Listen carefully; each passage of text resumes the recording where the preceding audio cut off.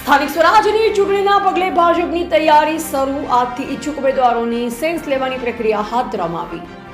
દાહોદ કમલમ ખાતે પ્રદેશમાંથી આવેલ નિરીક્ષકોએ સેન્સ લેવાની પ્રક્રિયા હાથ ધરી. દાહોદ જિલ્લાના 11 તાલુકા અને 1 નગરપાલિકાના ઉમેદવારોની સેન્સ પ્રક્રિયા હાથ ધરાઈ. જિલ્લામાં 3 દિવસ સુધી ચાલશે સેન્સ પ્રક્રિયા. રિપોર્ટર ધવલ પરમાર, દાહોદ.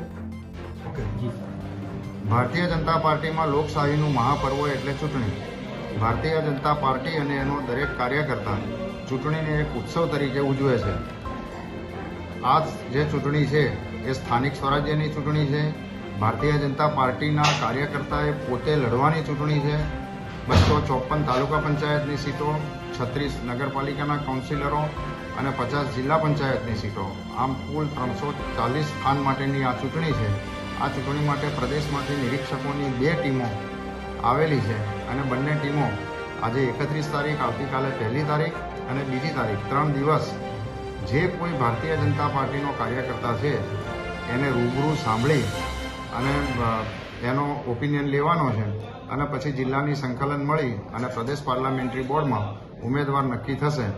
અને આજનો જે કાર્યકર્તાનું હુજુમ અહીંયા ગાડી જિલ્લા કાર્યાલય કમલમ પર ઉમટી પડ્યું છે એ જોઈને લાગે છે કે ભારતીય જનતા પાર્ટી દાહોદ જિલ્લો 100% કમળ ખીલશે દરેક તાલુકા પંચાયત, નગરપાલિકા અને જિલ્લા પંચાયતમાં.